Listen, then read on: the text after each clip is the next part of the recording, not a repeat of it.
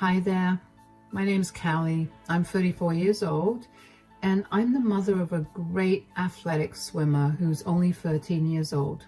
My daughter has great abilities and I always knew that she would be envied. But I never thought that envy would come from her aunt or that envy would lead to me nearly losing her. Today, I want to tell you about my experience with my ex-sister-in-law, Jessie. Let me give you a little background information on my relationship with Jessie. I met my husband Jake while I was in college. We began dating in our first year because we were part of the same friend circles. At the time that Jake and I were first years, Jake's brother George was a senior. I ended up getting really close with him after I started dating Jake, and eventually the three of us became a trio. I can honestly tell you that till today, George is the only other man that I've considered a close friend because he truly is a good guy. Anyway, George graduated early, and at his first job, he ended up meeting Jessie, and the two of them began dating. They dated for a few years before they decided to get married. Shortly after the two of them got married, Jessie fell pregnant, and 4 months later, so did I. Because I was pregnant and we knew that we wanted to only be with each other, Jake and I also tied the knot. By this time, the four of us had become the best of friends, and we were all ecstatic that we were going to have kids the same age. I never had any issues with Jessie until our daughters were born. Jessie's daughter is named Libby and mine is Chloe. Libby and Chloe were born with only a few months difference between them, so they were always at the same level when it came to their education. All of us lived in the same district, so the girls also went to school together. That's when I began to notice some disturbing behavior from Jessie. Jessie would become very controlling about the things that Libby did, especially if they were things that Chloe was doing as well. Whether it was the two of them playing hide and seek in the house or school tests, Jessie would always insist that Libby be the better one. I understand being competitive and wanting your child to be the best, but what I did not understand was why Jessie had to be so open about her animosity towards Chloe. Chloe is a very gifted child, and I'm not saying that because I'm her mom. I've gotten those comments from every teacher of hers, so I know my daughter is very talented in a lot of things. This has always rubbed Jessie the wrong way, so she would take out her frustration on Chloe. It got to a point where I told George that I no longer wanted Jessie in my home until she got her act together and realized that she was picking fights with a child. For years, I went without contact with Jessie. I still made sure to invite George and Libby, but it was not the same. There was always a tense atmosphere and the girls barely spoke to each other. George wouldn't say much because he was ashamed of Jessie's behavior that resulted in such unhappy family gatherings. Eventually, though, Jessie apologized for her behavior and began to show improvement. She would still make an odd comment here and there, but Chloe learned to ignore it, and I would call Jessie out on it. Now, onto the main incident. When the girls entered high school, they were put in the same class, and that seemed to have made Jessie happier because now she was able to directly see how both girls were performing. The girls also found out about the school swim team, which had competed at national levels for the last 6 years. Both of them loved to swim, so naturally they both decided to give it a shot, but neither of them knew that the other was trying to get into the team. I remember being surprised that Libby tried it out too, but I was happy that she was moving out of her comfort zone as she never liked to participate in things.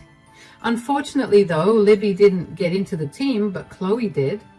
2 days after the tryouts, I got a call from the swim coach and she told me that Chloe was an excellent swimmer, so she was in.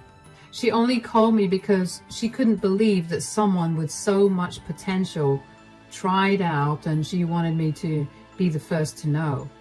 Out of courtesy, I asked if Libby got in, and I was told she hadn't. Jessie, on the other hand, was not happy to hear that Chloe also tried out for the swim team. She only found out that Chloe tried 3 days after tryouts, but she called me as soon as she found out. So, both our girls tried out for the swim team, huh? Oh, yeah, Chloe was really excited about that. I didn't know that Chloe liked to swim. Really? I mean, every time we took the girls to the beach or to the pool, Chloe would barely be able to wait to change into her swimming clothes before jumping into the water. Yeah, well, I just thought that she was copying Libby. No, Chloe has loved swimming ever since she was a baby. Jake and her would often go swimming so he could teach her how to do it well. I see. Anyway, did you get back any information on the results of the tryouts? Yeah, the coach called me 2 days ago, but the results will be officially out tomorrow. What? What do you mean the coach called you? Oh, I don't want to say anything. You already seem upset that Chloe tried out for the swim team along with Libby. I think it's better that you see the results tomorrow. No, tell me right now, did the coach call you to tell you that Chloe's performance was horrible? Because if that's the case, then I'll be glad I never got that call. Why do you think the coach would call me to tell me that? I don't know. I don't think it's okay for the coach to call you before the results get announced officially. Did the coach mention Libby? Yes, but I say we drop the topic and talk about this after you see the results yourself tomorrow. Just tell me if Chloe got into the swim team, Callie. Geez, why are you so up in arms about this? It's just a small thing. This is a matter of our girls' future. How are you so calm about this? Look, Chloe is happy that she's swimming, and adding competition and a team to it only makes her happier. The second it makes her sad and she wants to quit, I'm going to let her do it. As long as Chloe's happy, I'm happy. I don't feel the need to worry about her position on a high school swim team. So Chloe got in, huh? I'm not going to say anything. Please, just drop it. We can talk about this after. Fine, but I'm telling you right now, if Chloe made it and Libby didn't, I'm going to be really mad. That's just sad. You need to take things a little more calmly. Don't tell me how I'm supposed to parent my kid. And just like that, Jessie hung up on me.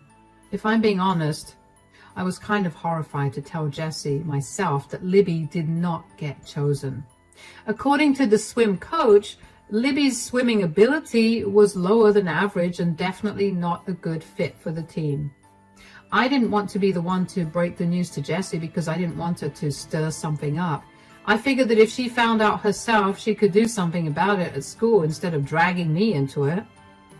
It turned out that I had made the right decision about not telling Jessie the news because when she found out, a storm came crashing down on the school. I only found out because Jessie herself told me what she'd done when she called me the next day. Hello, Jessie. You lied to me. Excuse me? Chloe got into the team and Libby didn't. I'm sorry, but how did I lie to you about anything? I didn't say anything to you yesterday regarding their admission into the swim team. Why did the coach call you? I don't think I need to discuss that with you.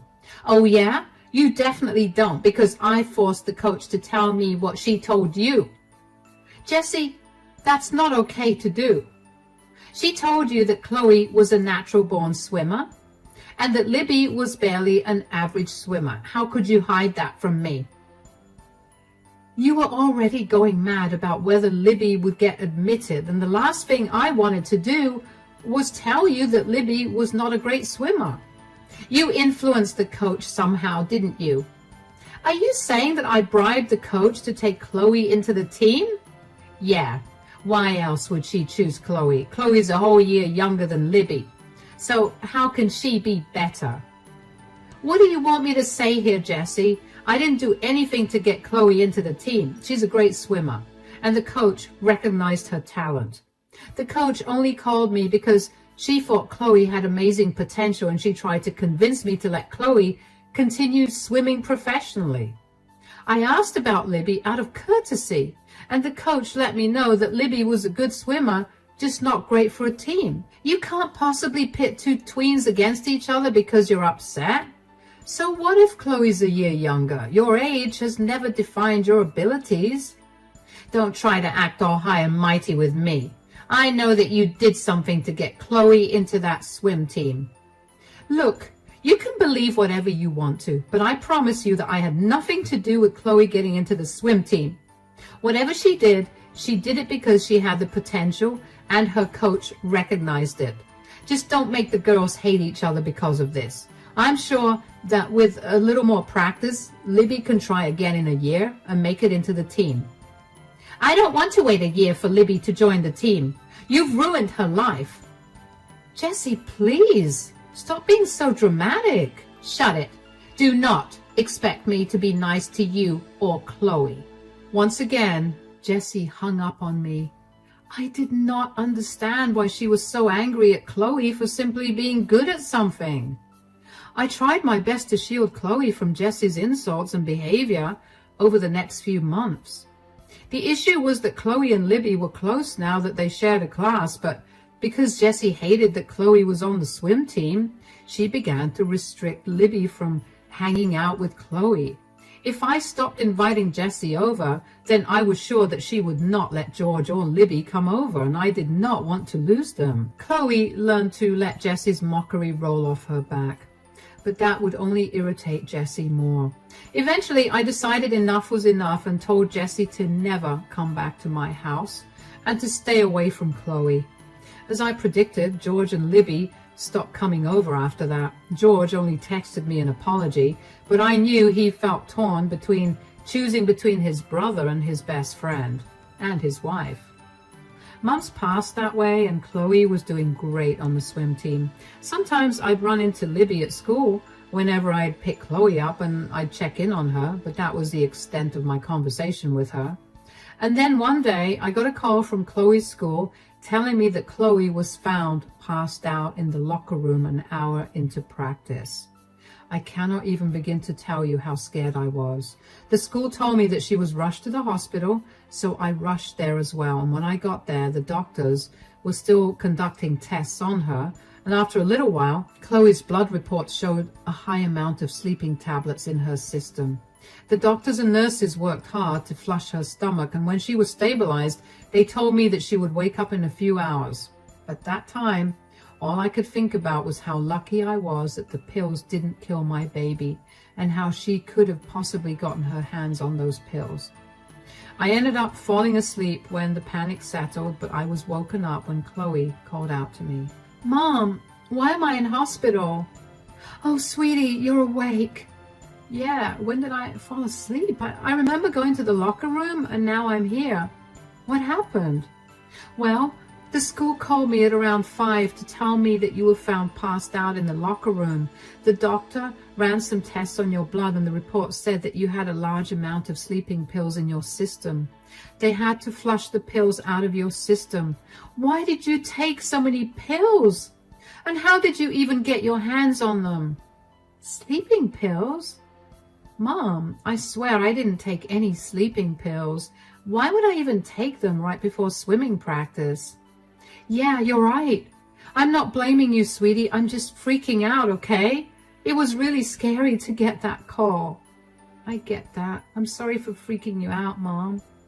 No, you have nothing to apologize for, darling, but I do need you to help me figure out how you managed to ingest these pills. Of course.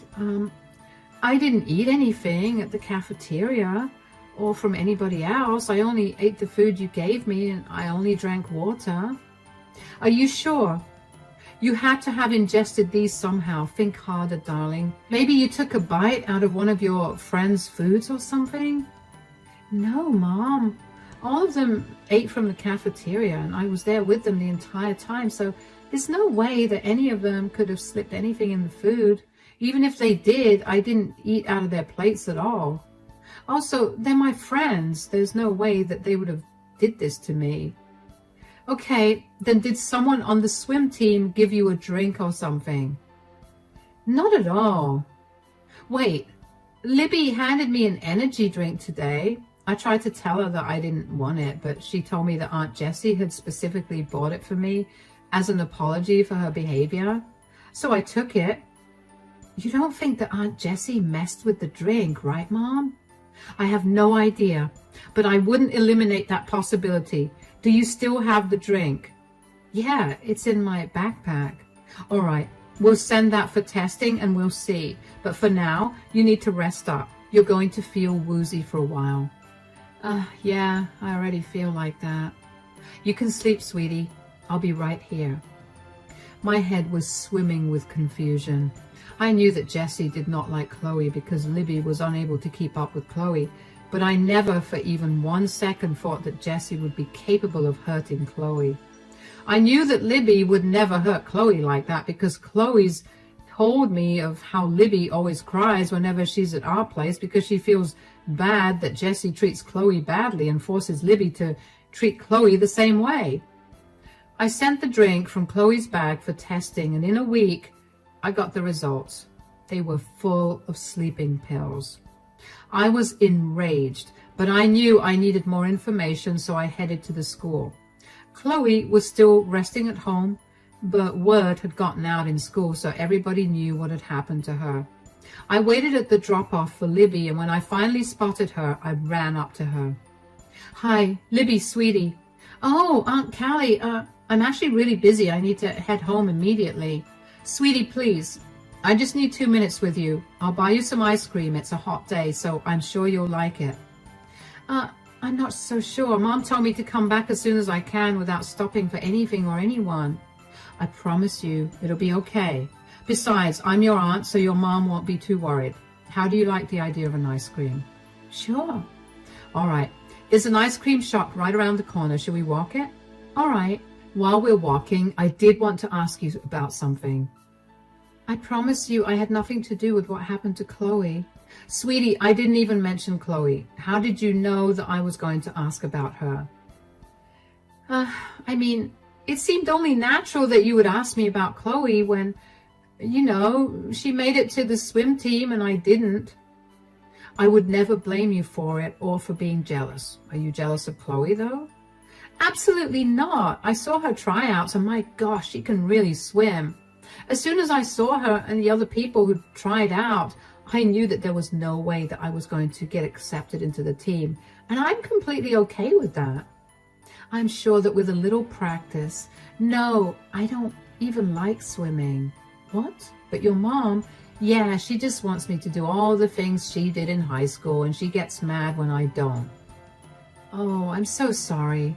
Yeah, I've learnt to live with it. Well, again, I'm not blaming you, but I do need to ask you if you're involved with what happened to Chloe. She hadn't had anything other than the energy drink you gave her before practice, and before that she ate food that I packed, and I know that there was nothing wrong with that. Could you please tell me if there was something wrong with the drink, because Chloe's blood came back full of some dangerous sleeping pills? What? Oh my God, I didn't know. Didn't know what, darling? Why are you crying, sweetie? My mom made me do it. I swear I didn't do anything. Calm down, darling.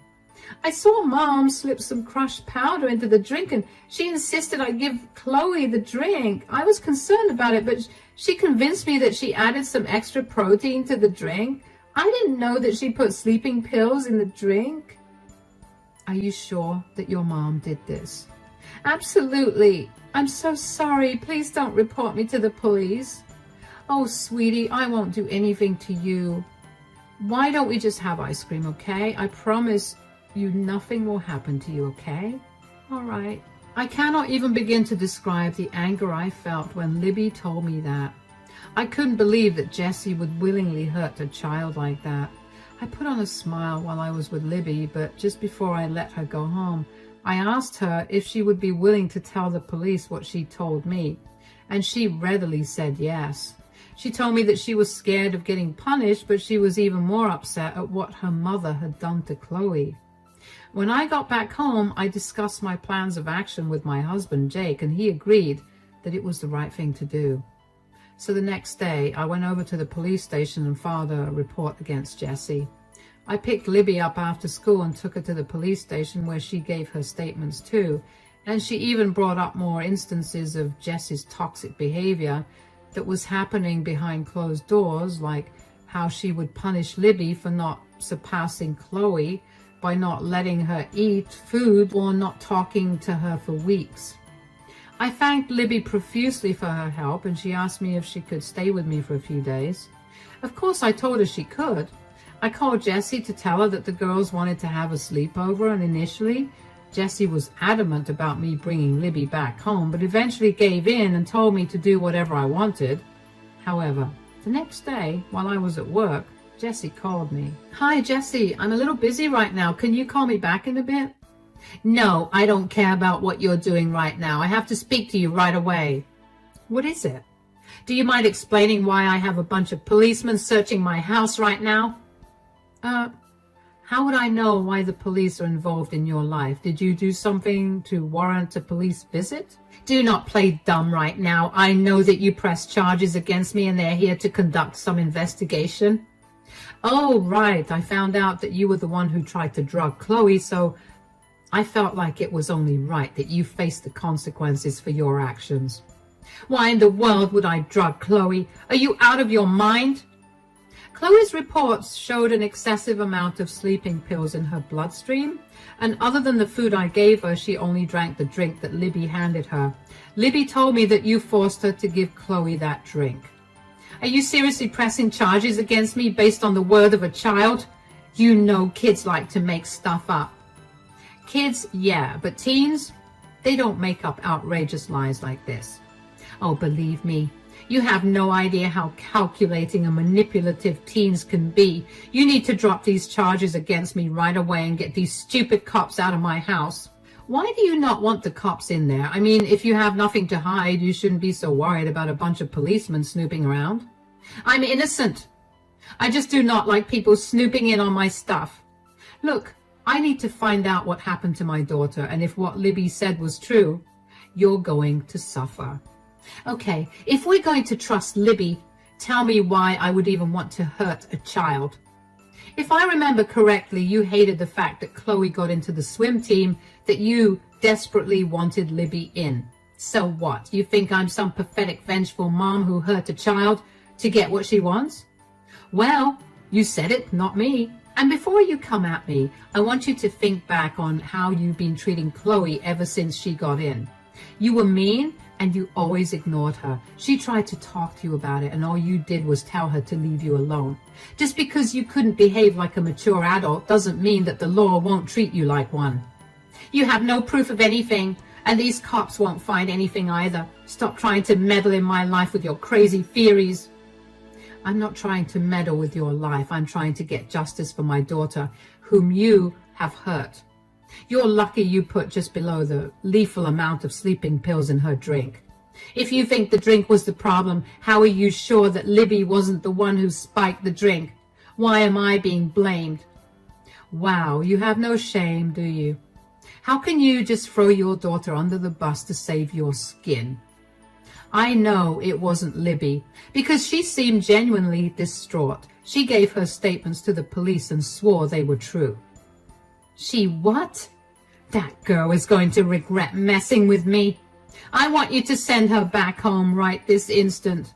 "No, I will wait to hear what CPS has to say about this, and then Libby can come home. Good luck with everything. Bye." I remember faintly hearing Jessie trying to yell something, but I couldn't be bothered to hear the rest of it. I had been tired of trying to get to the bottom of things, and now that my answer was there, I was not going to let Jessie ruin it. I only wanted what was best and safe for my daughter, and if that meant reporting Jessie and ruining her life, then so be it. After that, things started to get a lot more intense than I anticipated. The police officers who were searching Jessie's house that day ended up stumbling upon a CVS receipt for the purchase of only sleeping tablets the day before Chloe passed out in the locker room.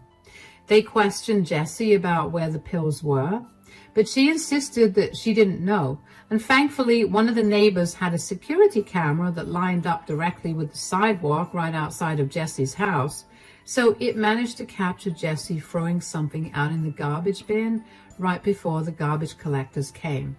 The police officers kept hounding Jesse for information, and finally, she confessed to spiking Chloe's drink. Jesse was charged with assault, and after a really long trial, the charges were brought down to a misdemeanor since she was a first-time offender, and Chloe wasn't seriously injured. She was ordered to not only clear off the medical bills Chloe incurred, but also pay us a fine of $10,000, and she was also sentenced to 230 hours of community service. Aside from the trial, Jesse also had other things to worry about. Child Protective Services found Jessie to be an unfit parent, not only because she had coerced Libby into hurting Chloe, but also because Libby revealed that Jessie had been applying a crazy amount of pressure to outdo Chloe by using any method possible, even if those methods meant harming Chloe. All of that ended up taking a huge toll on Libby, which was why her grades kept falling. My brother-in-law, George, had had enough of Jessie's antics, and when he found out what she had been doing to Libby, he decided to get a divorce. Libby was more than happy that she no longer had to deal with her mother, and when she told me that, I couldn't help but feel even worse at the thought of what Jessie must have put her through for her to be happy to not be around her mother. The divorce was also a messy process, so George asked me if I could take Libby in until the divorce was finalized, so of course I said I would. Libby and Chloe used that time to clear the air between the both of them, and now they're the best of friends. Jessie managed to get quite a lot out of George through the divorce, but George was unfazed. He just wanted space away from her. Thankfully, George managed to keep the house because he inherited it from his grandfather, so Jessie had no right to it. Jessie had nowhere else to go either because her family refused to take her in when they found out what she'd done. She managed to put herself up in a motel for a while, and she kept calling and texting me to tell me how I'd ruined her life. She's been struggling to get a job because her last one fired her when her actions were brought to light. And with her new criminal record, companies weren't hiring her quickly like they used to. It wasn't my problem, so I blocked her and moved on. Ever since Jessie's left all of our lives, we've all gotten a lot happier. There's no more tense atmosphere or awkward silence. And now, whenever my family meets with George and Libby, we're all really happy. I stopped keeping tabs on Jessie, and instead I'm happy in knowing that my daughter is safe and sound. Thank you so much for sticking through and listening to my story.